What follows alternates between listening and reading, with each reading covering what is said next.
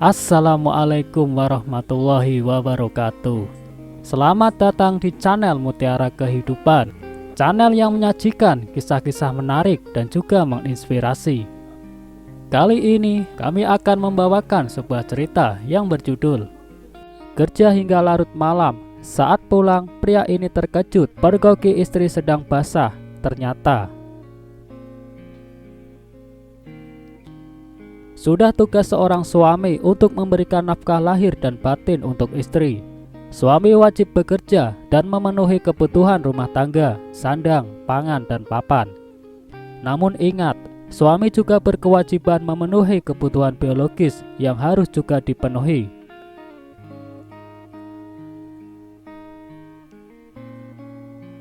Seorang wanita membutuhkan pelayan, kasih sayang juga perhatian. Beruntung jika mendapatkan istri solehah yang tahan godaan dan mengerti. Apa jadinya jika istri tak kuat lagi menahan hasrat karena suami terlalu asik bekerja?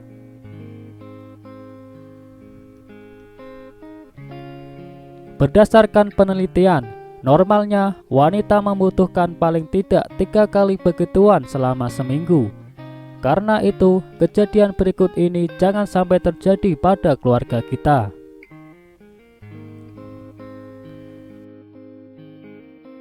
Dilansir The Reporter, seorang suami begitu syok mengungkap rahasia besar istrinya.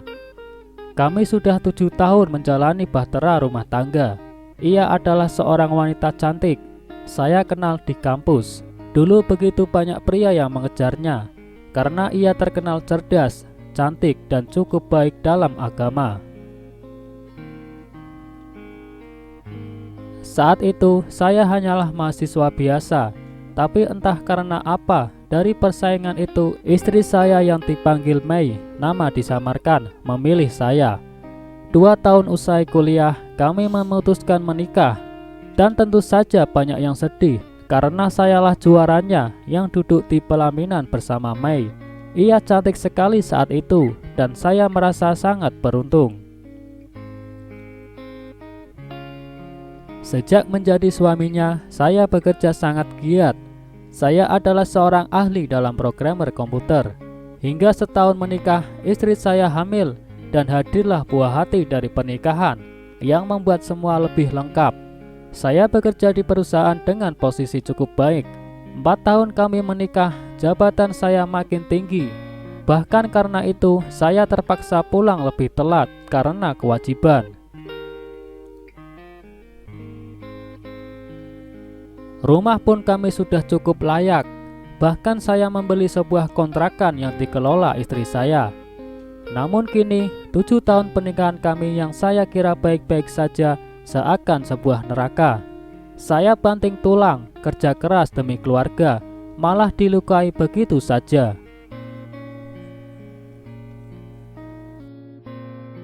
Awalnya saya tak pernah tahu rahasia apa yang Mei simpan.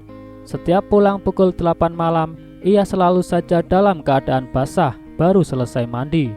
Ia tetap sangat baik, tetap begitu cantik, dan anak saya diurus dengan baik.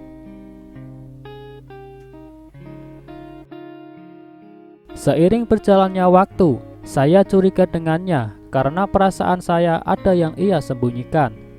Demi memuaskan rasa penasaran itu, diam-diam saya memasang CCTV di beberapa titik di rumah yang terkoneksi dengan handphone saya lewat internet.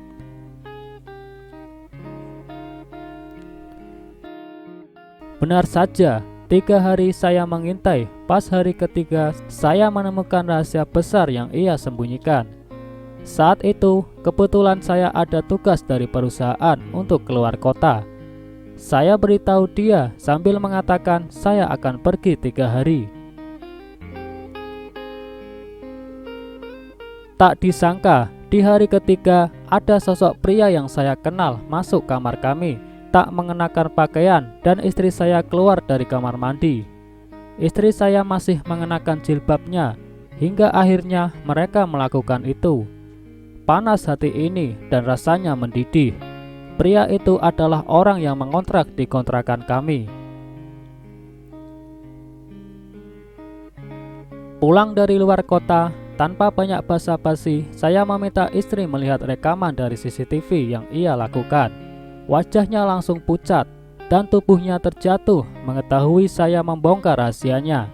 Ia bersujud mencium kaki saya dan minta maaf. Bahkan anak sematawayang kami keluar kamar yang saat itu mendengar pertengkaran kami.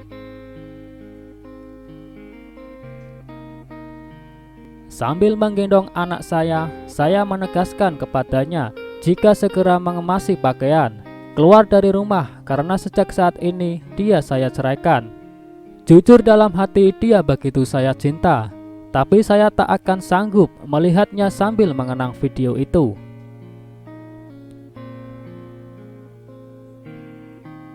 Dia menangis dan mengatakan itu semua salah saya.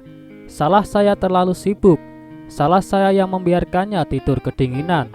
Dia terjebak dengan kondisi di mana saat itu ia diperkosa saat menagih uang kontrakan.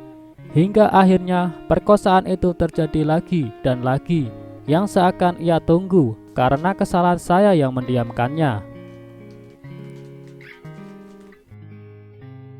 Namun nasi sudah jadi bubur. Tidak ada maaf untuk pengkhianatan. Mungkin saya salah, tapi jika ia memiliki iman, tentu ini bisa dibicarakan. Maaf jika saya bercerita, semoga dapat jadi pelajaran. Sebanyak apapun harta, tanpa cinta semua akan sirna. Tapi cinta juga harus dilandasi dengan iman, apalagi jika cuma hasrat bercinta.